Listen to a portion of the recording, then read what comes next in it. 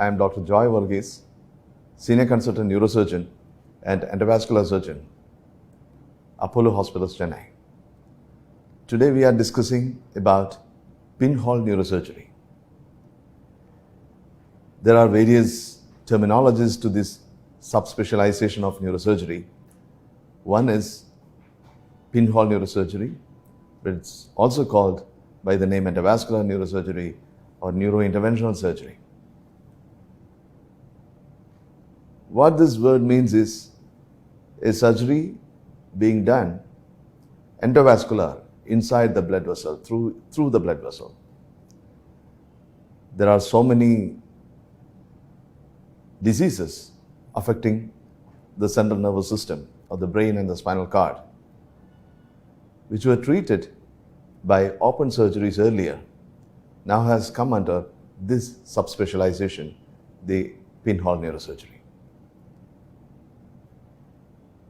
It can be a stroke or weakness which happens due to a block in the blood vessel which is supplying the brain, or it could be a atherosclerotic disease affecting the brain blood vessel, or it could be an aneurysm, which is a balloon-like swelling of the artery which is supplying the brain, or it could be an artery-venous malformation where there are abnormal bunch of blood vessels inside the brain which produces bleeding, or it can produce ischemia, that is reduced supply to the brain, affected brain, and so on.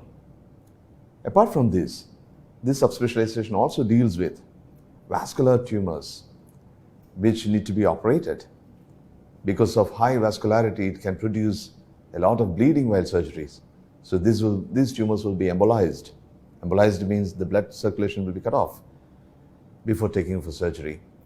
So these same problems can be affecting the spinal cord as well, like in various vascular tumors of the spine, like abnormal bunch of blood vessels in the spinal cord, and so on. So we will discuss about each type of diseases and how it is being done. So let me introduce first of all this about the pinhole neurosurgery, how it is being done. So to reach the brain, we have to open the skull, we have to open the membranes which are covering the brain, which we call the meninges. Then we retract the brain. We have to pull the brain apart. Then only we can reach the area of disease and perform a surgery. These open surgeries became minimally invasive by the advent of microscope, and then it became an endoscopic surgery by passing an endoscope, a small tube inside the brain, which we call the endoscopic surgery. Now, some of these diseases being treated by endovascular or the pinhole neurosurgery means we are passing small catheters of very small caliber through a pinhole in the groin. The groin, the part where the body is connected to the leg. There is an artery which supplies the leg. We call the femoral artery. The access is being gained into the femoral artery.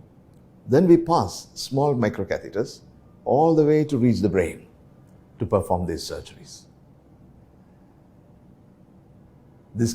Access can be gained through the radial artery which supply the hand as well. But most of the cases are being performed through the femoral artery, the artery which supply the leg, because that artery is a little bit bigger in caliber. So we can take more catheters or bigger size catheters, tubes, through that artery. As we all know, the stroke, which is the weakness of one side of the body, which happens all of a sudden due to block in one of the blood vessels which is supplying the brain, we call it ischemic stroke, is being treated medically and by physiotherapy, now has welcomed endovascular interventions. And we understand that major artery occlusions, it has completely changed the scenario that almost 90% of the patients, if they come in time, the stroke can be reversed and the person will be able to go back to normalcy in 90 days period of time. This could be done with the advent of endovascular surgery or the pinhole neurosurgery. So a person who develops a facial weakness or one side of the body weakness is rushed to the hospital, and what we do there is we clinically examine the patient to find out which part of the body is affected, how serious the effect is, and what type of a stroke it could be.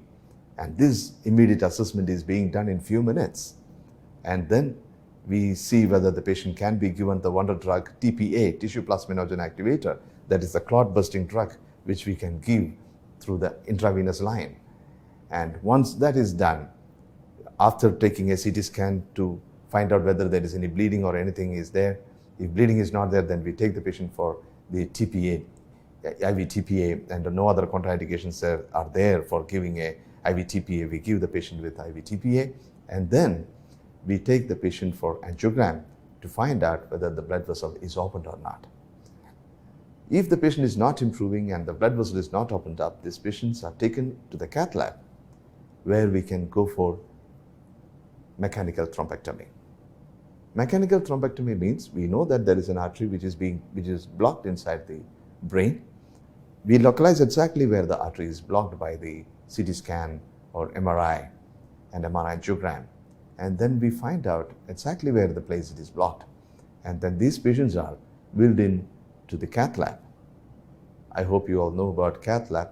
Cath lab is a very familiar place for many of the patients because the heart attack patients are going for angioplasties in the cath lab. So this has become a very familiar terminology.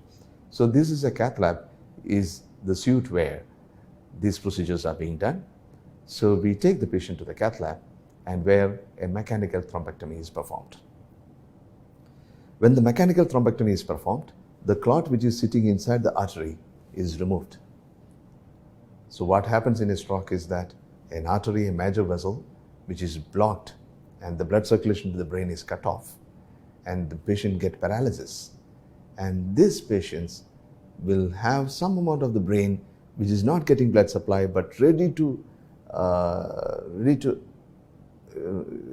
get more blood supply and waiting to receive more blood supply, and they are slowly dying, will completely be reversed once the artery is opened.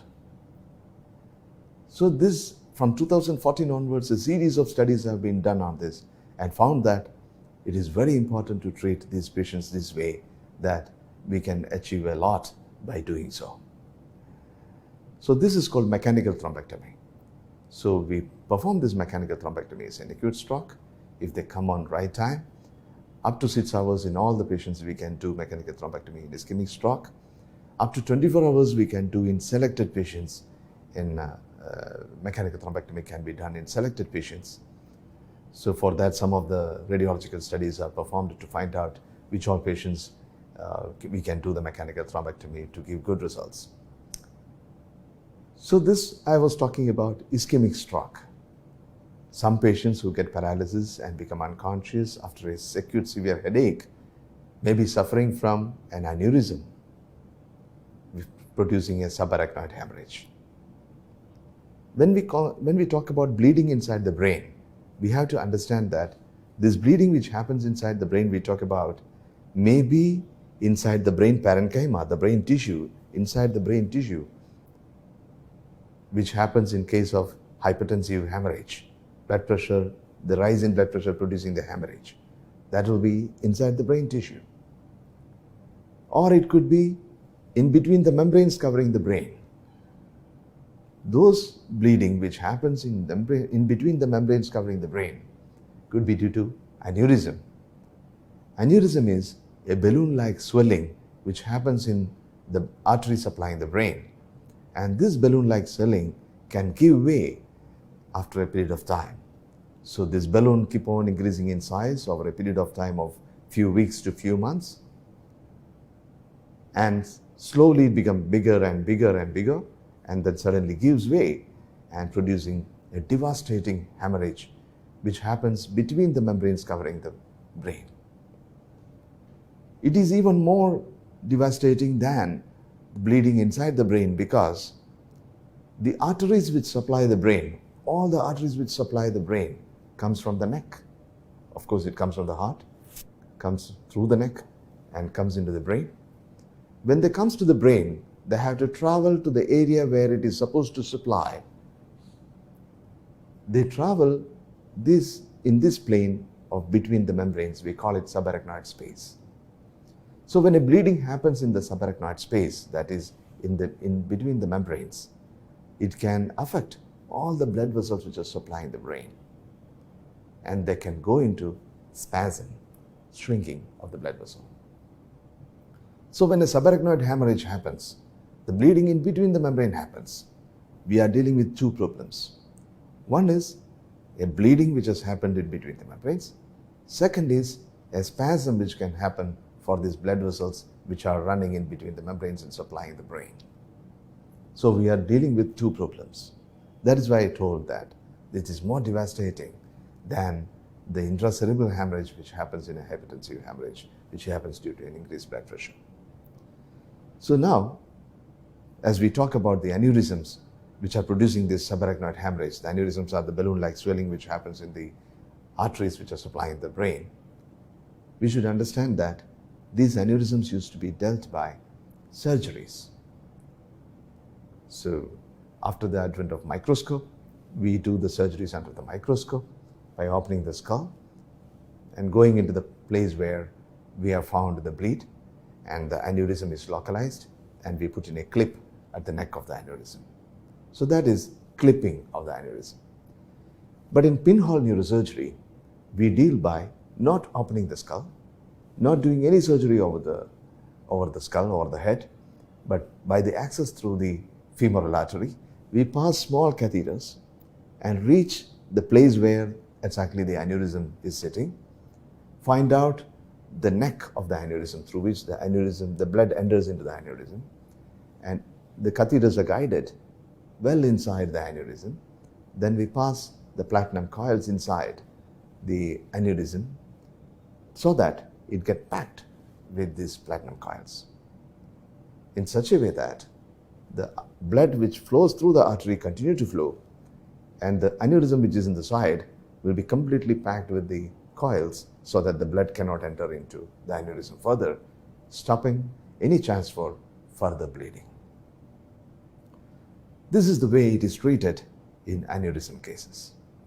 Of course, we must understand there are a lot of intricacies in treating these aneurysms. Some of them I will mention here, some of them I will elaborate. One is that if, for example, the aneurysm which happens in this blood vessel is having a good shape of a flask, it will be having a neck like this through which the blood enters, and it will be having a dome like a balloon. When we keep the coils, when we push the coils inside the balloon, it will remain inside the balloon, and ultimately it gets completely obliterated. But that's not the case with all the aneurysms. Some of the aneurysms will be having a wide neck like this, so just like a mountain. In such a case, if we pass in more and more coils inside the aneurysm, the coils will drop down into the artery and block the artery completely. So what can we do in such cases? So in such a situation, we opt for stent-assisted coiling, or if it is not that bad, we opt for balloon remodeling. So what we do in such cases is that we put in a stent in the artery so that it can support the coil mass which is inside the aneurysm. So the blood will continue to run through the stented artery. So this is called stent-assisted coiling. And some of the aneurysms may be affecting the blood vessel in such a way that even a stent-assisted coiling can be difficult. The artery can be dysplastic. The arteries are damaged, and the aneurysms are so huge that the coil mass itself can produce mass effect or pressure on the brain. In such cases, we opt for a new treatment methodology called flow diversion. Flow diversion, what we put is a netted, completely netted stent which can take the shape of the artery in any sort of flexions or any sort of bendings can be taken up very easily by these flow diverters. Or in other way, we can say it's a new artery which is laid down inside the artery so that the aneurysms will not be filled anymore. Slowly, the aneurysms will start shrinking, and over a period of few weeks to few months, it will completely come back to normal artery. That is called flow diversion. So these are some of the intricacies of treating a aneurysm case, a case of aneurysm with subarachnoid hemorrhage, I told you, by pinhole neurosurgery. So what are the advantages of this is that, one is, it is very safe. Second is that we are not going to open up the brain. So when the opening is not there, the surgery is not happening over the skull, the bone is not opened up, the healing is much, much faster, and the patients can go home much early than microsurgeries which we used to do in earlier days. Of course, we are doing microvascular surgery now also, but the proportion of endovascular surgery has gone up. If you ask me 15 years back how we were doing, 15 years back, the aneurysms, 20% of the aneurysms go for pinhole neurosurgery, 80% of the aneurysms used to go for microscopic surgery by opening the head. Now, 80% of the aneurysms go for pinhole neurosurgery. Through the groin, we pass the catheters and coil them. And only 20% of the cases which cannot be done by endovascular means or pinhole neurosurgery goes for clipping of the aneurysms. So this is a revolution which has happened in the field of microvascular neurosurgery. So I told about aneurysms, I told about acute stroke. There are some conditions where the bleeding can happen in between these membranes as well as inside the brain due to arteriovenous malformations.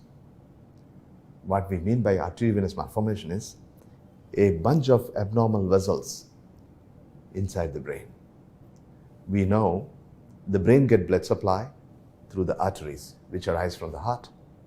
From the heart, the arteries comes to the brain, give the blood, give the oxygen and the needed energy to the brain through capillaries.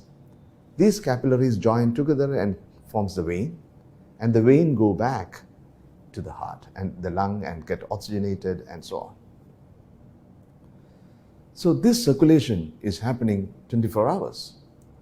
So what will happen, instead of the capillaries which gives the oxygen and take the carbon dioxide back into the heart, instead of that, if there is an abnormal bunch of vessels which are connecting between the artery and vein directly, these abnormal bunch of vessels cannot take the pressure which is coming from the artery, and they give way and produce a bleeding inside the brain. We call it arteriovenous malformations. So the treatment can be either surgically, we remove this abnormal bunch of vessels, we call it surgical excision, or we can embolize this abnormal bunch of vessels by passing these catheters through pinhole neurosurgery. We pass these catheters into these abnormal bunch of vessels and put chemicals inside that. It could be either a glue, we call it N-butyl cyanoacrylate, or it could be other glue-like materials like onyx or squid, like that. There are different products available in the market. These are fluid-like material which, when it comes in contact with the blood, it suddenly becomes solid and block that area which is abnormal bunch of vessels so that it doesn't bleed anymore. So this is, I'm talking about arteriovenous malformations. This can happen at any age. Most of these patients are around 30 to 40-year-old patients who come with hemorrhages. Or sometimes they can present without hemorrhage, a seizure, a fits. A patient comes to the OP with complaints of fits, and when we have suspicion, we do a CT scan or an MRI and find that there is AVM, arteriovenous malformation. And then such AVMs, we have to do a test called DSA, digital subtraction angiogram. That's again a part of pinhole neurosurgery. We pass in a catheter from the groin, take it to the brain and inject the contrast, that is a dye, and let the dye pass through all the arteries and capillaries and veins and come back to the heart, and we take a series of images and we call it DSA. The advantage of DSA, digital subtraction angiogram, is that it is like a movie. For example, we do imaging of the brain by CT scan or MRI and we get films. Is it not so? You might have seen the films of CT scan, films of MRI. All of them are pictures. All of them are just like photographs. They are not movies. But when we do a DSA, DSA is done to study the blood vessels which are supplying the brain, but it comes as a movie. We can see the dye going through the arteries and coming back to the heart. So that is called digital subtraction angiogram. So when a patient who is having a fits, and when we do an MRI and we find that there is an abnormal bunch of blood vessels which are existing inside the brain, we perform a test called DSA to find out where exactly this AVM is sitting, and this AVM need to be treated or not. Some of the arteriovenous malformations no need to be treated. So we have some identification markers or some of the radiological signs which will tell us that this AVM need treatment. One of them is an aneurysm, a balloon-like swelling inside this bunch of blood vessel. Sometimes it may be a venous occlusion. Venous occlusion means the bunch of vessels is there, the venous outlet is blocked due to a dissection or thrombosis or whatsoever, and which is the reason for the hemorrhage. And an AVM, an arteriovenous malformation, which has already gone for a hemorrhage, need treatment. So we identify those AVMs which need treatment and we perform the treatment by pinhole neurosurgery. So this I talked about AVM. So I already talked about stroke, which happens due to an occlusion of blood vessel, where we do mechanical thrombectomy, means we remove the blood clot.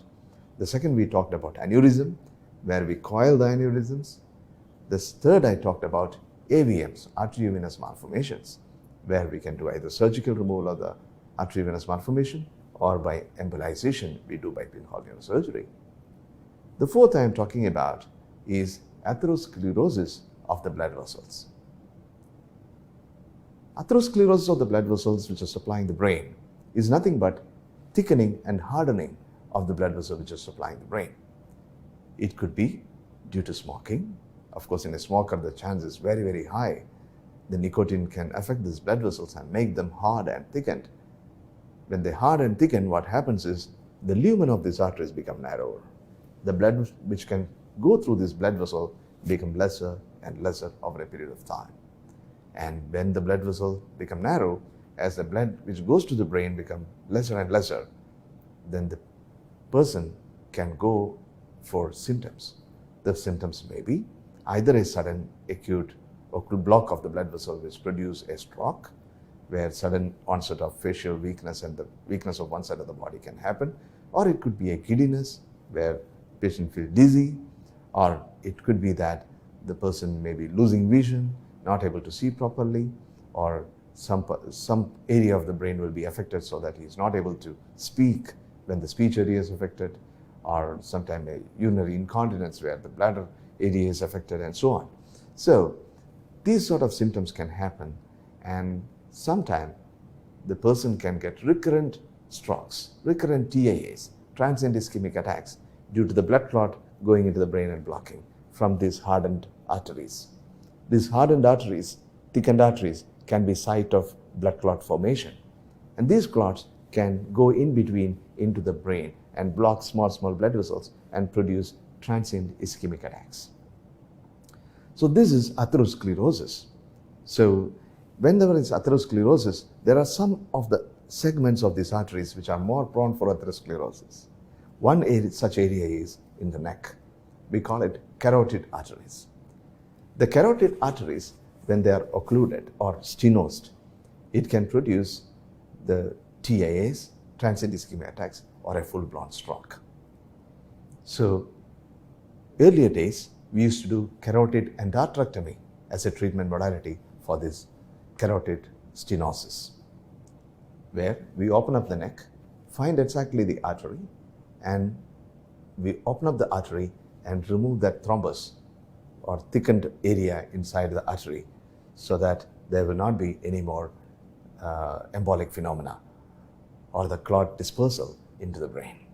We call it carotid endarterectomy. But now, with pinhole neurosurgery, this has given way to stenting. So we pass in a catheter from the groin, go to the area where this artery is thickened, and then we deploy a stent. Once the stent is deployed, the chance of clot producing an embolic phenomena becomes much lesser, and the stent will open up the artery in such a way that the blood can go easily into the brain. The same thing can happen inside the brain. Thickening of the artery can happen in the blood vessel which is sitting inside the brain as well. So there, small stents are available which can be deployed in the same way which we deploy inside the neck. The same way the artery can be opened and the blood can flow into the brain. So we call it intracranial atherosclerosis and the intracranial stenting. So this I am talking about the atherosclerotic disease affecting the arteries which are supplying the brain. So now we discussed about acute stroke which happens due to block in the blood vessel which is supplying the brain, the ischemic stroke. The second, we discussed about the aneurysms, the balloon-like swelling in the artery, which we coil them by pinhole neurosurgery. Can be balloon-assisted coiling or a stent-assisted coiling, or we can deploy a flow diverter in these aneurysms. Then third, we discussed about arteriovenous malformations, which I told about the abnormal bunch of blood vessels which are sitting inside the brain and that can produce hemorrhage and to be treated by embolization by pinhole neurosurgery. The fourth, we discussed about atherosclerotic diseases which are affecting the brain blood vessels, which can also be treated by pinhole neurosurgery by angioplasty and stenting. Now the fifth one I am talking about is brain tumors.